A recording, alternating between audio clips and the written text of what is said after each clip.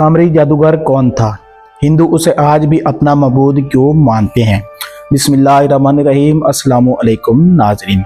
शुरू अल्लाह के नाम से जो बड़ा मेहरबान नहायत रहम करने वाला है। नाज़रीन, हम आपको इस वीडियो के अंदर आगाह करेंगे कि आखिर फिरऔन ने हज़रत मूसा अलैहिस्सलाम को कत्ल करने की साजिश क्यों की। आखिर उसने कितने बच्चे कत्ल करवाए। आखिरकार दो ऐसे बच्चे कौन से बच गए जिनमें एक हज़रत मूसा अलैहिस्सलाम थे और एक और बच्चा था। आखिर वो बड़ा होकर जादूगर कैसे बना, उसने लोगों को अपने जादू के ज़रिए कैसे गुमराह किया और एक नया अकीदा ईजाद किया जिसे हिंदू आज भी मानते हैं और उसे अपना महबूद करार देते हैं।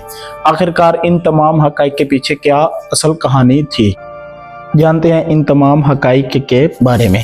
जैसा कि आपको पता है कि फिरऔन ने मुख्तलिफ बच्चों को कत्ल करवाया क्योंकि उसको नजूमियों ने बताया था कि एक ऐसा बच्चा पैदा होगा जो कि आपकी सल्तनत को खतरे में डाल देगा, इसलिए उसने 100 के हिसाब से बच्चे कत्ल करवा दिए।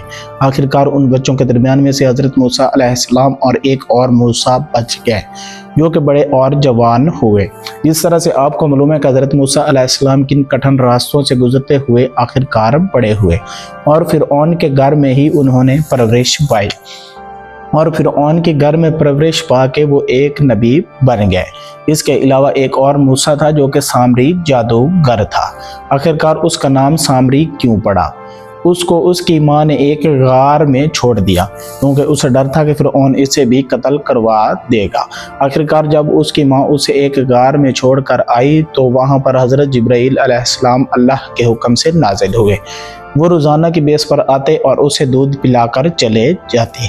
वो अपनी उंगली उसके मुंह में देते जिससे दूध फूट पड़ता और वो पीकर बड़ा हो जाता। नाज़रीन, यहाँ पर दो चीज़ें वाज़ेह हैं कि घर में रहने और परवरिश पाने की वजह से कोई नबी नहीं बन सकता क्योंकि सामरी जादूगर को हज़रत जिब्राइल अलैहिस्सलाम दूध पिला रहे थे जबकि मूसा फिरऔन के घर में बड़ा हो रहा था और उधर मूसा अलैहिस्सलाम एक नबी बन गए जबकि ये हज़रत जिब्राइल अलैहिस्सलाम के हाथों पलने वाला एक जादूगर बन गया। आखिरकार उस जादूगर का नाम सामरी जादूगर क्यों पड़ा? क्योंकि वह एक सामरी कबीले से ताल्लुक़ रखता था, इसलिए उसका नाम सामरी पड़ गया। जब फिरऔन का जुल्म सितम हज़रत मूसा अलैहिस्सलाम और आपके पैरोकारों पर बढ़ गया तो अल्लाह ताला ने उनको हुक्म दिया कि एक दरिया के किनारे यानी समंदर के किनारे इकट्ठे हो जाओ। जब हज़रत मूसा अलैहिस्सलाम समंदर के किनारे इकट्ठे हो गए तो अल्लाह ताला ने हुक्म दिया कि अपना असा मुबारक समंदर के अंदर फेंक दो। जब आपने असा मुबारक समंदर के अंदर फेंका तो वहाँ से एक रास्ता बन गया जिसके अंदर से हज़रत मूसा अलैहिस्सलाम और बनी इसराइल की कौम गुजर गई। जब फिरऔन ने देखा कि समंदर के अंदर से रास्ता है और हज़रत मूसा अलैहिस्सलाम के तआक़ुब में और नऊज़ बिल्लाह आपको कत्ल करने के इरादे से जब समंदर के अंदर दाखिल हुआ तो समंदर का पानी मिल गया और फिरऔन वहीं गरक और तबाह बर्बाद हो गया और हज़रत मूसा अलैहिस्सलाम आगे चले गए और बनी इसराइल में आबाद हो गए और वो अपनी कौम के साथ वहाँ रहने लगे।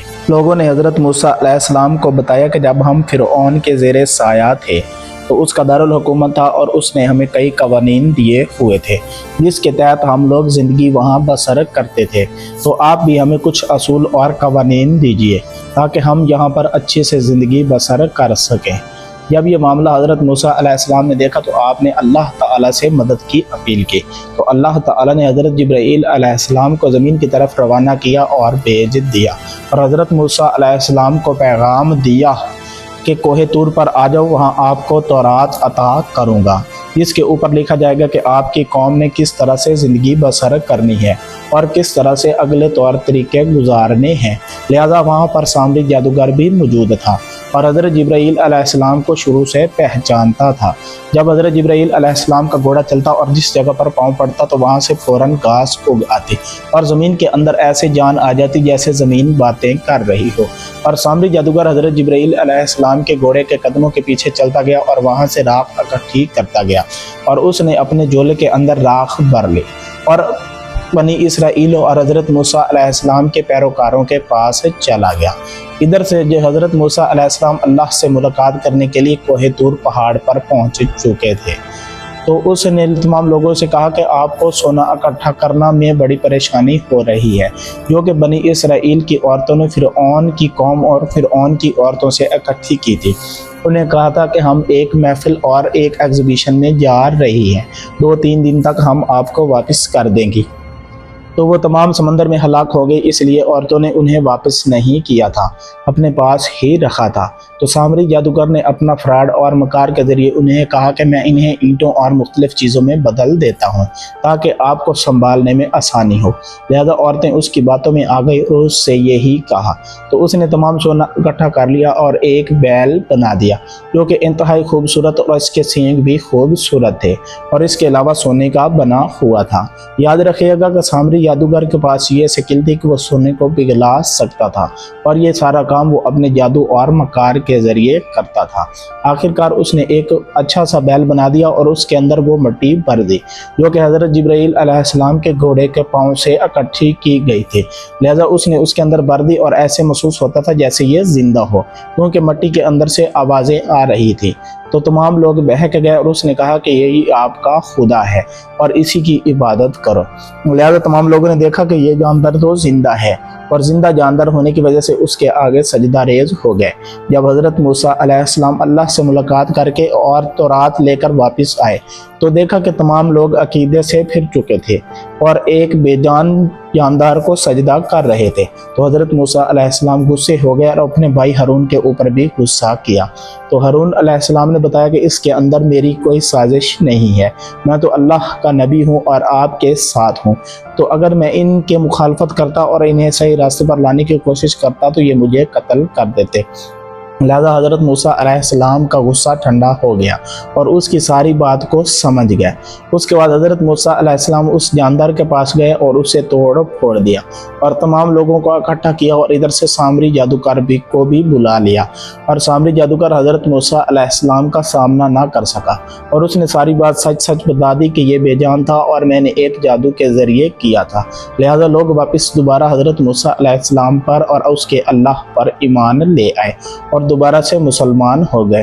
تو اس وقت حضرت موسیٰ علیہ السلام نے سامری جادوگر کو ایک بد دعا دی اور اللہ سے دعا کی کہ اسے دور جنگلوں میں لے جا اور اسے ایک ایسی بیماری میں مبتلا کر دے جس سے اسے لوگ چھوڑ کر چلے جائیں اور یہ اکیلا رہ جائے۔ تو اللہ تعالیٰ نے اسے ایک ایسی بیماری کے اندر مبتلا کیا کہ جب بھی لوگ اس کے قریب جاتے تو ان لوگوں کو بھی بیماری لگ جاتی۔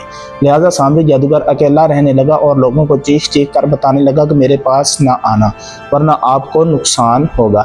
اس طرح سے سامری جادوگر کا انجام ہوا۔ آج کل کے دور میں ہندو اور اکثر مذاہب کے لوگ گائے کی پوجا کرتے ہیں۔ ان کا کہنا ہے کہ ہمیں تو ماں ایک دفعہ جنم دیتی ہے، جبکہ گائے ہمیں سارا سال اور ساری زندگی دودھ دیتی ہے۔ اس کے علاوہ گائے کوئی مطالبہ نہیں کرتی، جبکہ ماں ہم سے کئی مطالبے کرتی ہے جیسا کہ خرچہ وغیرہ۔ تو یہ سراسر ان کی نافرمانی اور گمراہی کی دلیلیں ہیں، کیونکہ ایسا کوئی جاندار کیسے ہو سکتا ہے کہ ساری زندگی وہ دودھ دے اور وہ ماں بن جائے اور اس کے علاوہ اس کی عبادت شروع کر دی جائے۔ اگر اہل علم اور عقل والے لوگ دیکھیں تو اس طرح سے بکری بھی دودھ دیتی ہے اور بھیڑ بھی دودھ دیتی ہے اور اس کے علاوہ بھینس تو گائے سے کئی گنا زیادہ دودھ دیتی ہے۔ تو اس لیے ہم گائے اور بھینس کے علاوہ بکری اور بھیڑ کو کیوں معبود نہیں بنا لیتے؟ اس سے سراسر یہی معلوم ہوتا ہے کہ یہ ایک غلط عقیدے اور گمراہی کی نشانی ہے۔ اگر سائنس میں دیکھا جائے تو جو مختلف مذاہب سے سائنس میں لوگ دلچسپی رکھتے ہیں اور تجزیہ کار ہیں تو وہ اپنے معبود یعنی کہ پتھر اور گائے کے آگے سجدہ کرنے سے شرم محسوس کرتے ہیں، کیونکہ سائنس بھی قرآن سے اخذ ہوئی ہے اور لوگوں کو اس بات پر مجبور کرتی ہے کہ اللہ تعالیٰ کی ذات وہ واحد ہے جو کہ اس ہر جگہ پر موجود ہے اور تمام لوگوں کو تخلیق کیا ہے۔ اس کے علاوہ کیسے ہو سکتا ہے کہ ایک خالق کے علاوہ ہم کسی اور چیز کی عبادت کریں جو کہ اس نے ہی بنائی ہے؟ ہمیں چاہیے کہ ہم اسے واحد خالق کی عبادت کریں، نہ کہ اس کی بنائی ہوئی چیزوں کے، اور نہ ہم سورج کی پوجا کریں اور اس کے علاوہ نہ ہم مٹی کی پوجا کریں، کیونکہ یہ تمام اس کی بنائی گئی ہے۔ ہمیں صرف اور صرف اس کی عبادت کرنی چاہیے اور حضور صلی اللہ علیہ وآلہ وسلم کی پیروی کرنی چاہیے۔